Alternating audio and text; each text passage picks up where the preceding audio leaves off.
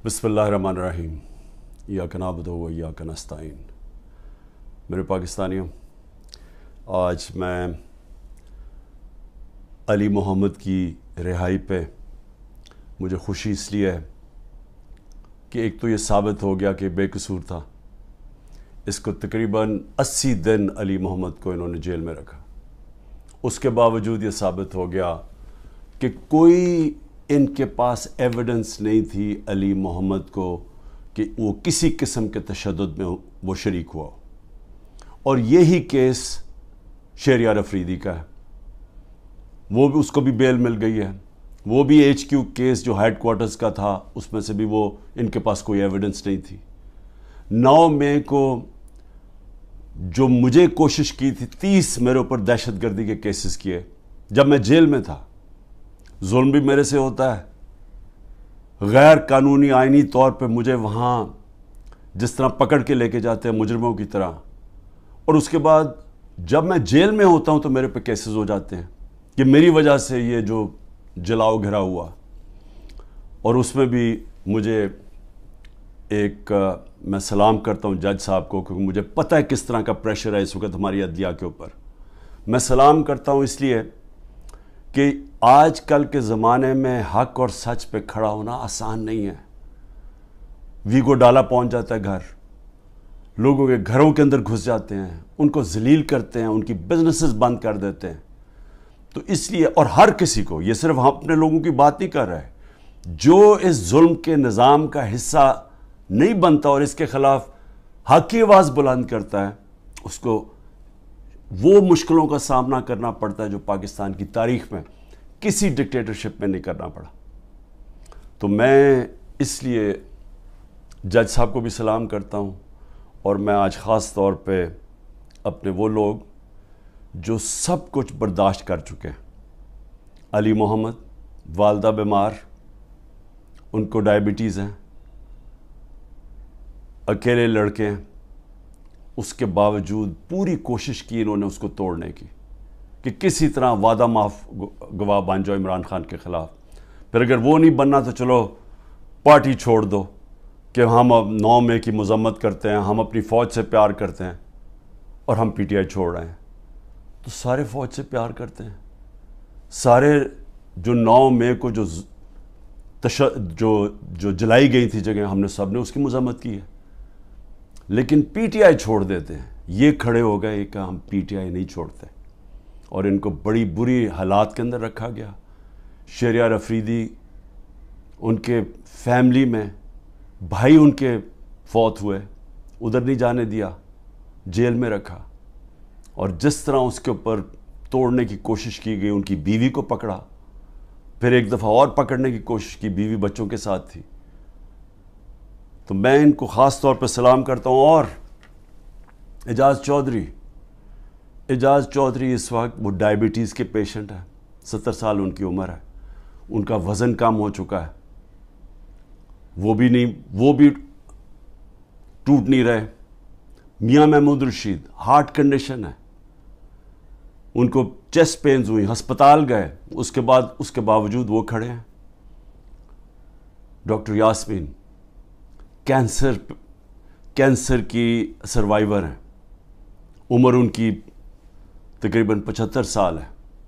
वो उस वक्त की वो बैठी हुई है, और उनको क्या, इमरान खान के ख़िलाफ़ वादा माफ गवाह बन जाओ कि इमरान खान ने कहा था जाके जला दो। जिस तरह 3-4 बच्चों को पकड़ा उन्होंने, उनको कहा जी इमरान खान ने कहा था कि कोर कमांडर घर भी जलाना है और फिर वो कोई कागजात है वो भी जलाने हैं। यानी लोगों को ये बिल्कुल समझते हैं कि भेड़ बकरियां, कोई अकल ही नहीं है अवाम में कि वो इमरान खान कहेगा जी कोर कमांडर के घर में कोई कागजात पड़े हैं जो जलवाना है। और उनसे ये 164 का बयान लिया। तो यही कोशिश कर रहे हैं डॉक्टर यास्मीन से, वो भी खड़ी हुई हैं। लेकिन जो मैं सबसे ज़्यादा उमर चीमा, जिस तरह का उनको पर तशद्दुद किया गया, उनकी बीवी गई कोर्ट हेयरिंग के ऊपर, उनको पकड़ के जेल में डाल दिया, वो भी कैंसर सर्वाइवर है। यानी औरतों के ऊपर कौन करता है। लेकिन औरतों के ऊपर मैं ख़ास बात करना चाहता हूँ। डॉक्टर ज़रका ने इनका एक रंगबाज है, जिसको मैं पॉलिटिशियन भी नहीं कहता, جو جب ڈیفنس منسٹر تھا اور فورن منسٹر تھا دبئی سے تنخواہ لے رہا تھا. یہ کبھی سنا ہے کہ دبئی کی کمپنی سے ایک ملک کا فورن منسٹر اور ڈیفنس منسٹر تنخواہ لے؟ اور اس کے بعد وہ بچ بھی جاتا ہے, اس کو کچھ ہوتا بھی نہیں ہے. اور وہ کیونکہ طاقتور حلقوں میں اس کے دوستیاں تھیں, جب وہ الیکشن ہار رہا تھا 2018 میں تو ایک ٹیلی فون کیا, باجوہ صاحب مجھے بچا لو میں ہار رہا ہوں. اور باجوہ صاحب سپر کنگ نے کہا فکر نہ کرو تم جیت جاؤ گے, اور اگلے دن وہ جیت جاتا ہے. تو وہ جس طرح ہمیشہ عورتوں کے خلاف زبان استعمال کرتا ہے, اس نے پھر سے کی. ڈاکٹر زرکا نے, سینیٹر ڈاکٹر زرکا نے جواب دیا, ان کی 2 کلینکس وہ بند کر دی. یعنی اس سطح پہ کون کرتا ہے؟ ہماری ڈاکٹر سیما ایم پی اے کراچی کی, ان کے گھر پہنچ کے ان کی کلینک اس کو بند کر دیا. ہماری سمابیہ ایکس ایم پی, اس کے گھر کے اوپر پولیس پہنچ گئی. یعنی یہ کبھی ہوا ہے کیا؟ یہ کوئی دہشت گرد ہیں, یہ کوئی کسی انتشار میں ہیں, یہ انہوں نے کیا ہے؟ تو ایسے ہے کہ آپ تحریک انصاف کے آپ کوئی ممبر ہی ہوں, سپورٹر ہی ہوں, یہی کافی ہے. آپ کی بزنس بھی بند ہو جائے گی, آپ کو جیلوں میں بھی ڈال دیں گے, جھوٹے پرچے بھی ہو جائیں گے. یعنی صرف اب کوئی ضرورت نہیں ہے آپ کو کہ آپ نے کوئی جرم کرنا ہے. اس ملک میں اب جرم ہو گیا ہے تحریک انصاف کا ممبر ہونا, سپورٹر ہونا. کوئی اگر بزنس والا بھی کوئی سپورٹ کرتا ہے اس کے پیچھے بھی پڑ جاتے ہیں. آپ یہ سوچیں کہ شوکت خانم, اب شوکت خانم ساری قوم جانتی ہے کہ ملک کا سب سے بڑا خیراتی ادارہ ہے. ان کے ہر روز نوٹس آ جاتا ہے کہ جی فلانی ڈاکیومنٹ دکھائیں اور یہ ڈاکیومنٹ دکھائیں, جی وہ بتائیں کہ جناب کس نے ڈونیشنز دی تھی آپ کو. یعنی ایک یہ نہیں دیکھ رہے کہ اس سے نقصان کس کو ہو رہا ہے. کوئی فکر نہیں ہے کہ ملک کو کیا نقصان ہوگا. جو انہوں نے کیسز میرے اوپر اٹھائے ہوئے ہیں ذرا وہ سن لیں. سب سے جو قوم کے سامنے, کیونکہ الحق ہے, میرا ایمان ہے, ایمان ہی ہے, تو میں یہ سارے ایک طرف کھڑے ہو گئے ہیں, اسٹیبلشمنٹ ساتھ کھڑی ہو گئی ہے, اکیلا ان کا مقابلہ کر رہا ہوں. صرف توحید پہ, لا الہ الا اللہ پہ, ایمان اللہ پہ ہے.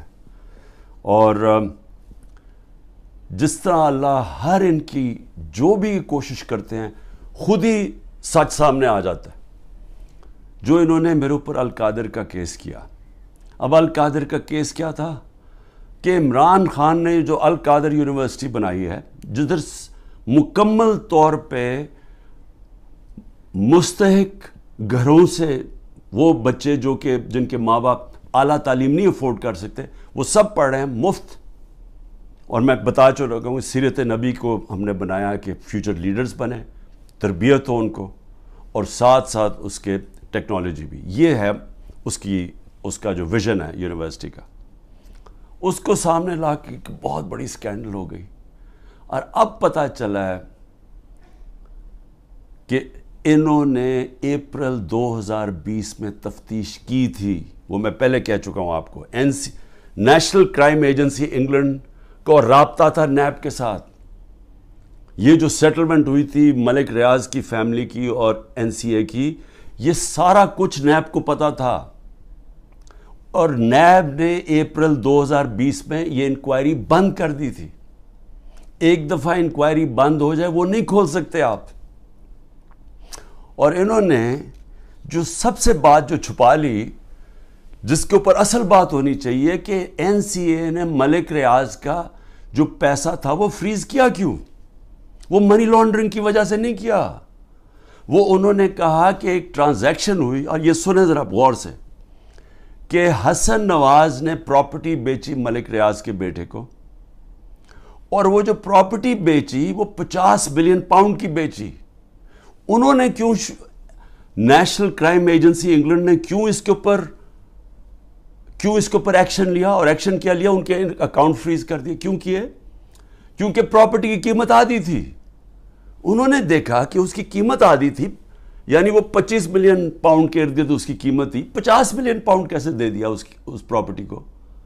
नवाज शरीफ तब प्राइम मिनिस्टर था, ये 2000 जब हुआ, ये 16-17 में जब प्राइम मिनिस्टर था, तो प्राइम मिनिस्टर ने उस वक्त अपना जोर लगा के वो दुगनी कीमत के ऊपर प्रॉपर्टी मलिक रियाज को बेची। ये पहले तो ये बताएं पैसा किधर से आया, किधर से हसन नवाज के पास इतना पैसा आया? जब वो मुल्क से बाहर भागे उनसे ये सवाल पूछे गए ना, क्योंकि बता ही नहीं सकते, पैसा चोरी का था। और फिर वो प्रॉपर्टी दुगनी कीमत पे बेच देते हैं मलिक रियाज को। वो किस लिए बेची? और वो असल कहानी वो है आल कादर की, असल वो उसके ऊपर बात नहीं कर रहे। कोई पूछ नहीं रहा नवाज शरीफ से कि बताएं जी बेटे ने ये प्रॉपर्टी और आपको क्यों इतनी महंगी प्रॉपर्टी खरीदी मलिक रियाज ने। और ये भी हो गया कि ये सारा कुछ पता था नैब को। इनका जो डिप्टी वाइस चेयरमैन है इस वक्त नैब का, वो उस कमेटी मीटिंग में बैठा हुआ था जब ये केस क्लोज किया गया। मुझे 3 घंटे इन्होंने बिठाया सवाल करते हुए, मेरे से पूछा, जब इनको सारे पता था जवाब, क्योंकि वो डिप्टी चेयरमैन को भी पता था, प्रोसिक्यूटर जनरल को भी पता था। उस वक्त जो डायरेक्टर थे नैब के पिंडी में, मंगी साहब, वो भी बैठे हुए थे उस मीटिंग पे। तो इनके पास तो मिनट्स पड़े हुए हैं उसके। तो फिर ये क्यों मेरे ऊपर सारा कुछ किया, और ये जो मेरा वारंट निकाले और मुझे अरेस्ट किया। और दूसरी ये जो तोशा खाना है, ये तोशा खाना एक आम केस नहीं चल रहा है, ये ऐसे मिलिट्री ट्रायल चल रही है। यानी कि एक फेयर ट्रायल का मुझे मौका ही नहीं दिया जा रहा। खैर वो उसके ऊपर फिर से मैं सब जुडिस से ज़्यादा बात नहीं करता, लेकिन ये मैं कहूँगा कि मेरे से वो सवाल पूछे जा रहे हैं जो आज पाकिस्तान की तारीख 70 साल तारीख में कभी किसी से, जिनको भी कितने गिफ्ट्स मिली हैं तोशा खाना में, 70 साल से मिलती हैं गिफ्ट, कोई नई तो चीज़ नहीं है। कभी किसी से वो सवाल नहीं पूछा कि जी आपको जो तोशा खाना की गिफ्ट मिली थी वो आपने आगे बेची किसको, या आपने गिफ्ट किसको की? कभी किसी से आज तक ये पूछा है? कभी किसी से पूछा है कि तोशा खाना जब आप कीमत अदा करके वो ले लेते हैं गिफ्ट, उसके बाद आपकी प्रॉपर्टी आप जो मर्जी करें? भाई आप कौन है पूछने वाला है कि मेरी प्रॉपर्टी से मैं चाहे गिफ्ट करूं या मैं बेचूं? जब तक कि जो भी मेरा चीज हो वो मैं डिक्लेयर करूं, तो मेरा सारा डिक्लेयर्ड है मेरे टैक्स रिटर्न्स में। तो वो सवाल पूछे जा रहे हैं आज। वो वजह इसकी है, इनको मिल कुछ नहीं रहा।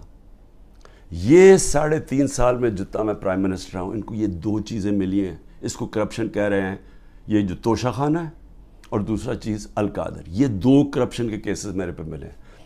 इन 3.5 साल में जब नवाज शरीफ प्राइम मिनिस्टर बना था, 17 इसने फैक्ट्रियां बना चुका था 3.5 सालों में, और सरकारी बैंकों से कर्जे लेता था, फैक्ट्रियां बना लेता था, और बाद में वो कर्जे माफ़ करवा लिए।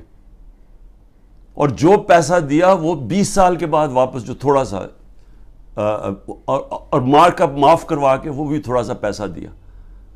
उनसे कभी पूछा? जरदारी इस टाइम के अंदर मिस्टर 2 साल में उसको मिस्टर 10% सारी दुनिया कहना शुरू कर दी थी कि हर चीज़ पे कमीशन कमाता था। तो ये 2 चीज़ें मिली हैं 3.5 साल में, और इंशाल्लाह ये मैं साबित करूँगा जब केस आगे बढ़ेगा। लेकिन मौका देना चाहिए मुझे पूरी तरह जवाब देने का। दूसरी चीज़ जिसके ऊपर मैं बात करना चाहता हूँ वो है कि ये जो साइफ़र के अंदर, और साइफ़र के अंदर मैं फिर से वाज़े कर दूँ कि बड़े क्लियर कानून बना हुआ है। साइफ़र होती है फ़ॉरेन ऑफिस के अंदर, जो सीक्रेट कोड वो फ़ॉरेन ऑफिस पे रहती है। ये इंस्ट्रक्शंस हैं कैबिनेट डिविजन्स के।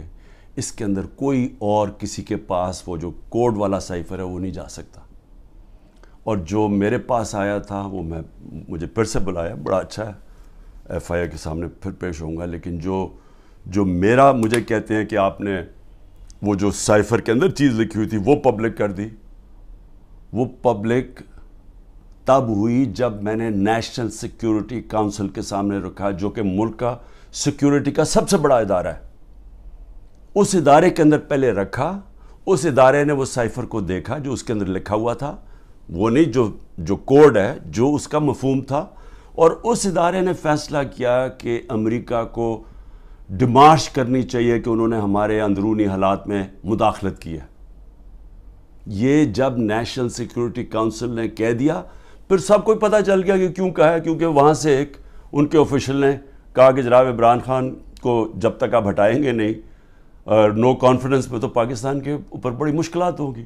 تو یہ تھا اس کا، تو یہ سب کو پتہ چل گیا. اس کے بعد تو اس میں کیا سیکرٹ رہ گئی، پھر کون سی سیکرٹ میں نے وائلیٹ کی، تو یہ بھی انشاءاللہ آ جائے گا سامنے. لیکن ایک چیز ہے کہ وہ جو سیکرٹ کو جو تھی وہ یاد رکھیں، اس میں گورنمنٹ بدلی گئی.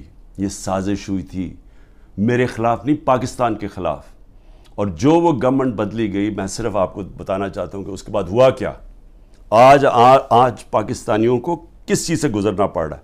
16 روپے یونٹ بجلی تھی جب ہم گئے اپریل کے اندر، آج بجلی 50 روپے یونٹ پہ پہنچ گئی ہے. آپ ذرا پوچھیں تنخواہ دار لوگوں سے کہ ان کے اوپر آج کیا گزر رہی ہے. یہ کون ذمہ دار ہے اس کا؟ وہ جنہوں نے سازش کر کے گورنمنٹ گرائی تھی. اور اصل انکوائری یہ ہونی چاہیے جو میں نے سپریم کورٹ کے چیف جسٹس کو کہا تھا، آپ کو انکوائری کرنی چاہیے کہ یہ قوم سے بہت بڑی سازش ہوئی ہے، قوم سے دھوکہ ہوا ہے، اور اس کا ذمہ دار جنرل باجوہ تھا. اور اس لیے کیونکہ وہ تھا، کسی نے جرت نہیں پڑی کسی کی اس کے اوپر انویسٹیگیشن کرنے کی. آٹا 55 روپے 60 روپے سے پہنچا ہے آج کے جی 150 روپے پہ. سوچیں کہ یہ عام آدمی کی خوراک ہے آٹا. اس کے بعد چاول دگنی قیمت ہوگی جو چاول تھے. چینی، ہمارے دور میں بڑا شور مچا چینی چور. ہم نے انکوائری کروائی، چینی کی قیمت 80 روپے تھی، آج چینی 160 روپے پہ پہنچ گئی ہے. سارے جو بڑے بڑے شوگر مل مافیا ہیں وہ سارے بیٹھے ہوئے ہیں آج گورنمنٹ کے اندر. اور پھر یہ دودھ بڑا ضروری ہے کیونکہ بچوں کے لیے بہت ضروری ہے. 150 روپے لیٹر سے گیا 230 روپے لیٹر پہ. اور دال جو عام آدمی کھاتا ہے 310 روپے سے 520 روپے پہ گئی ہے. 310 روپے کے جی سے 520 روپے کے جی پہ دال گئی ہے. یہ عام لوگوں کے کھانے کی چیزیں ہیں. یہ ذرا بتائیں کہ کون ذمہ دار ہے جس نے یہ جو ساری سازش ہوئی تھی. اور انشاءاللہ جب بھی انکوائری ہوگی ثابت ہوگا کہ بہت بڑی ایک چلتی ہوئی حکومت کو مشکل وقت سے جو پاکستان کو نکالتی گئی اس کو گرا کے تو یہ ہوا. میں آخر میں صرف چیزیں کہنا چاہتا ہوں. ایک تو میرا پیغام ہے، یہ جو پولیس والے، یہ جو نامعلوم افراد عام پلین کپڑوں کے اندر گھس جاتے ہیں لوگوں کے گھروں میں، سارا گھر توڑتے ہیں، چوری کر لیتے ہیں، جو تشدد کرتے ہیں لوگوں پہ، جو ظلم کرتے ہیں، ٹارچر کرتے ہیں لوگوں کو جیلوں کے اندر، جنہوں نے سوشل میڈیا کے بچوں کو صرف ٹویٹس کے اوپر اٹھا لیا اور ان کو تشدد کر کے واپس بھیجا، جو صحافیوں کے اوپر ظلم کر رہے ہیں. عمران ریاض جو ابھی تک غائب ہے، پتہ نہیں کہ کدھر وہ گیا ہوا ہے. عدالتوں بھی بے بس ہو گئی ہیں، عدالتوں کے پاس بھی وہ بھی ہاتھ کھڑے کر دیے کہ جی وہ پروڈیوس کرو. ایک صحافی صرف اس لیے، اس نے تو کوئی توڑ پھوڑ نہیں کی تھی، لیکن صرف اس لیے کہ وہ ظلم کے سامنے سچ بول رہا تھا، اس کو اٹھا لیا. 4 پاکستان کے ٹاپ صحافی ملک سے باہر گئے ہوئے ہیں، ملک چھوڑ کے چلے گئے کیونکہ وہ سچ نہیں بول سکتے تھے. اور ان کے اوپر یہی قسم کا جو عمران کو پہلے اس کے اوپر تشدد کیا، پھر جو اب اس کو غائب کیا ہوا ہے، خوف پھیلایا ہوا ہے. باقی سارا میڈیا کنٹرول میں ہے. صرف وہ تب بول سکتے ہیں اگر عمران خان کی کوئی برائی ہو، پروپیگنڈا، وہ بول سکتے ہیں. وہ کوئی سچ نہیں بول سکتا آج. اور مجھے افسوس یہ ہے کہ ان میں سے جو ہم بڑے بڑے نام سمجھتے تھے کہ وہ صحاف کے لیے ان کی بڑی قربانیاں ہیں، وہ بھی آج گھٹنے ٹیک کے سامنے بیٹھے ہوئے ہیں. لیکن مجھے افسوس اور ہے ہیومن رائٹس آرگنائزیشنز پہ. مجھے افسوس ہے جو کہتی ہیں ہم عورتوں کے لیے NGOs بنے ہوئے ہیں، ہم عورتوں کے لیے حقوق کے لیے کھڑے ہیں. یہ واحد پارٹی ہے پاکستان کی تاریخ میں جس نے پہلی دفعہ خواتین کو پالیٹکس میں لے کے آئیں.